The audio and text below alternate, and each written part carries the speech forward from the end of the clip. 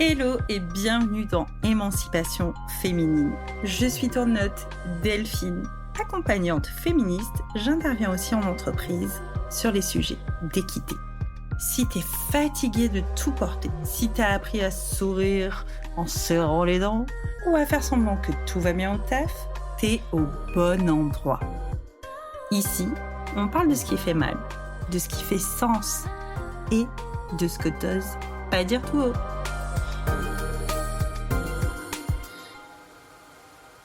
Hello, je suis ravie de te retrouver pour ce nouvel épisode d'émancipation féminine. Aujourd'hui, on va voir pourquoi toi, tu sais que tu fais tout bien et pourquoi ça ne suffit jamais. Parce que c'est vraiment une phrase que j'entends tellement de fois. C'est la phrase de « je fais tout ce qu'il faut, je suis sérieuse, je suis une nana impliquée, je respecte les règles, je suis professionnelle, je travaille ». Et pourtant, il y a toujours un « oui, mais ». Il y a comme un décalage, en fait. Oui, mais tu pourrais avoir plus d'impact. Oui, mais tu aurais dû faire ceci. Oui, mais tu pourrais être plus stratégique.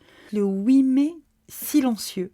Celui de « oui, tu fais tout bien, mais la promotion n'est pas pour toi ». Donc à force, toi, tu te demandes « mais c'est quoi mon problème exactement ?» Et je vais te dire un truc vraiment inconfortable.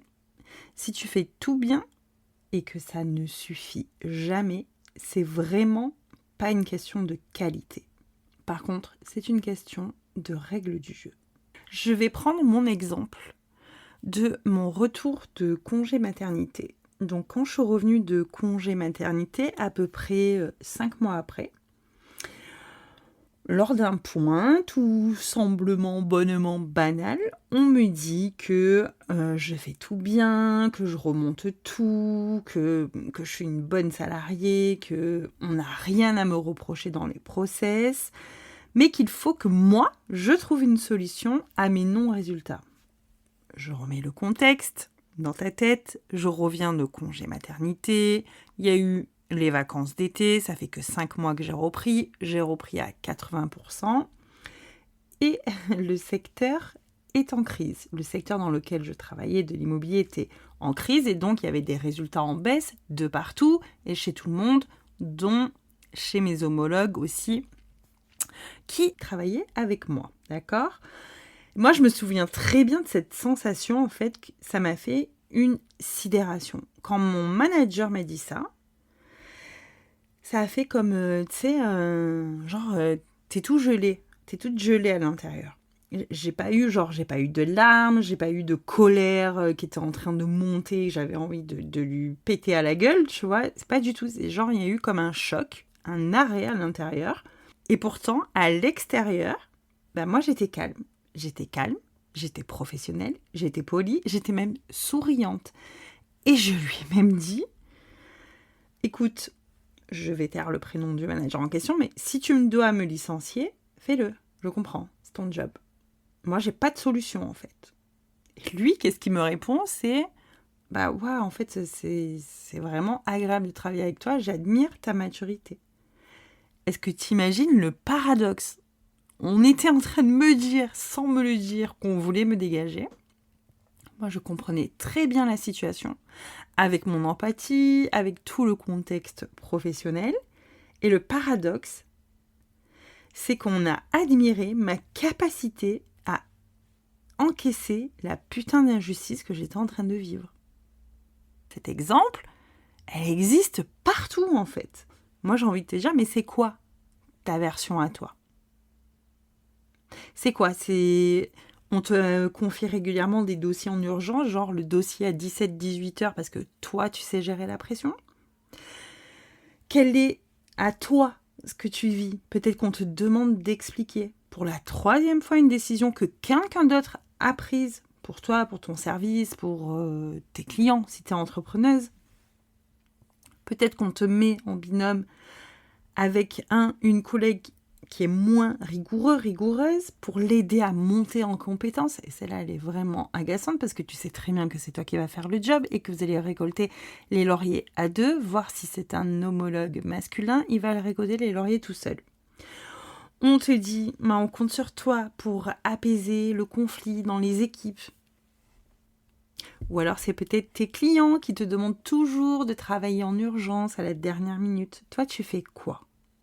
Toi, tu fais tout bien, tu gères, tu absorbes, tu ajustes. Je le sais que tu fais tout bien. Et il y a vraiment une différence à entendre entre qu'est-ce qui relève de tes compétences et qu'est-ce qui relève de tes adaptations. La compétence, c'est ton talent. L'adaptation, c'est ce que tu fais pour survivre au cadre dans lequel tu évolues. Et souvent, on confond les deux. Est-ce que parfois, tu relis 3 fois ton email ou ta newsletter avant d'appuyer sur envoyer? Parce que si tu es c'est pas parce que tu es perfectionniste, ça. C'est parce que tu sais qu'une erreur sera plus remarquée venant de toi. Peut-être que tu arrives aussi en réunion avec des chiffres en béton, non pas parce que tu adores argumenter sur ça, mais parce que tu as appris que ta légitimité dépend de la preuve que tu vas apporter. Peut-être que tu prépares tes interventions à l'avance, que tu anticipes toutes les objections, que tu ajustes le ton, la façon dont tu parles. Et pendant ce temps-là, la plupart des hommes, ils improvisent. Et c'est quand même perçu comme en étant confiant. Tout ça, c'est pas imaginaire, c'est une réelle asymétrie. On nous a appris, nous, à être méritantes, à faire nos preuves, à ne pas déranger, à maintenir le lien. Et ces compétences-là, je te le redis, comme je te disais dans l'autre épisode, celui de la semaine dernière, elles sont précieuses. Mais le monde du travail, il valorise quoi? Que tu sois en salariat ou en entrepreneuriat, qu'est-ce qui est valorisé? C'est la prise de place, la visibilité, la disponibilité continue, la linéarité des performances. Ces normes-là, elles ont toutes été construites historiquement autour du modèle masculin du travail. Pourquoi? Parce que le modèle masculin du travail a toujours bénéficié du travail non rémunéré et invisible des femmes. Donc les hommes ont toujours été disponibles, non interrompus, c'est pas eux qui portent les enfants, peu impactés par la charge domestique, puisque à l'époque et même encore aujourd'hui, ce sont beaucoup leurs femmes, même leurs femmes qui travaillent à l'extérieur dans un travail rémunéré, qui s'occupent de la charge domestique et des enfants. Ça ne veut pas dire que les hommes sont le problème, c'est pas ça du tout. Ça veut juste dire que les règles n'ont pas été pensées à partir de nos réalités à nous de femmes. Donc, on s'adapte, on fait comme on peut.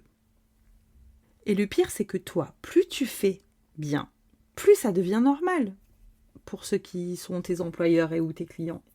Au début, en gros, elle est géniale, on peut compter sur elle, mais quelques mois, quelques années plus tard, c'est attendu, c'est un fait. Delphine, elle travaille comme ça et on ne le remet pas en question. Par contre, le jour où Delphine dit non, Delphine c'est moi, mais c'est pour prendre l'exemple, donc si toi un jour tu dis non, là on le remarque. Et on le remarque et on va te le faire remarquer. C'est comme ça que la spirale, elle se met en place. Parce que toi, tu fais tout bien. Donc tu donnes plus, toujours plus. Tu gères tout. Donc on te responsabilise encore plus. Tu encaisses. Donc on te teste encore plus. Et le jour où tu fatigues, là c'est toi qui te demandes mais qu'est-ce qui cloche chez moi? Moi, ce que j'ai pas vu tout de suite, c'est que ma sidération, à l'époque, c'était pas une faiblesse. C'était un sacré signal. Parce que mon corps, il s'est figé. Il a perçu, lui, une injustice qui ne peut ni attaquer ni fuir. Parce que le lien hiérarchique fait que. Donc, je me suis adaptée. Sauf que quand tu t'adaptes trop longtemps, il n'y a pas de problème. La plupart du temps, tu restes performante. Pendant un long moment, tu restes performante. Mais à l'intérieur, ça commence à partir en cacahuète, à un peu se dissocier. C'est pas vraiment le bon mot, mais tu te détaches un peu de toi-même. Et là, insidieusement, moi, c'est ce que j'ai vécu, je raconte ça dans d'autres épisodes, c'est le burn-in. Le burn-in, C'est pas le burn-out, c'est pas quelque chose de spectaculaire, de dramatique. C'est juste que à l'intérieur, ça fait comme une érosion lente, tu vois. Et moi, je veux pas du tout que ça vous arrive. C'est pour ça, vraiment, que j'insiste. Tout ça, ce n'est pas tes compétences, c'est vraiment des stratégies d'adaptation. Donc ça m'agace quand je vois, mais tu devrais devenir la meilleure version de toi-même, tu devrais avoir plus confiance, blablabli, blablabla. C'est des fausses questions, tout ça, en fait. Moi, j'ai vraiment envie qu'on se pose les vraies questions, tu vois. Les vraies bonnes questions, à mon sens. Mais pour accompagner des clientes là-dessus, je sais que ce sont les bonnes questions. C'est pas comment je peux devenir meilleure, c'est pas comment je peux avoir plus confiance en moi, comment je peux devenir cette femme badass. Ça, c'est des illusions qu'on nous envoie. Et après, vous avez des putains de déceptions parce que c'est pas maintenable, en fait, dans le système. Tu sais, ce que je n'ai pas compris tout de suite, moi, c'est... J'ai pas littéralement pensé que je devais devenir la meilleure version de moi-même, mais je me suis dit... Je devrais être plus stratégique, comment je pourrais être pour être plus impactante, comment je pourrais leur donner plus confiance. C'est pas une histoire de confiance en moi. Moi, je savais que je travaillais bien, tu vois. Mais le problème, c'était que mon corps, lui, il avait déjà compris avant mon cerveau. Il s'était figé, bordel. Il m'avait dit, mon corps, le signal qu'il m'avait dit, c'est là, c'est pas normal. Là, il y a un problème. La situation a un problème. Et on n'est pas obligé d'arriver à cette situation pour ressentir ça. Je pense que des crispations dans le corps, le mental qui mouline tout le temps, repenser tout le temps à ces dossiers, à ces réunions le soir, à ce que j'aurais pu dire. Tout ça, si tu te poses tout ça, c'est pas la norme. Le travail ne devrait pas nous faire ça, que l'on soit à son compte ou salarié. Mais comme j'étais solide, comme je savais tenir, moi j'ai continué. C'est là que ça m'a amené à ce que j'ai vécu après. Et c'est là où moi j'attire votre attention parce que c'est ça le piège. Le piège c'est quoi ? Le piège c'est de confondre l'adaptation avec la solidité. Plutôt la solidité et l'adaptation. On confond la compétence et le fait que notre système nerveux, notre corps est en survie. Donc moi, je vais pas t'apprendre à devenir plus forte, plus badass, plus inspirante, plus je ne sais pas quoi. Mais par contre, le 5 mars, donc dans 2 jours, on va apprendre à reconnaître où est-ce que toi, tu t'es adapté tellement longtemps que tu as fini par croire que c'était toi. Que c'était toi qui étais comme ça. Mais rien que cette masterclass, elle peut déjà t'apporter énormément. Ça peut déjà tout changer. Je te remets le lien d'inscription dans le descriptif de cet épisode. Et puis je te dis à dans 2 jours.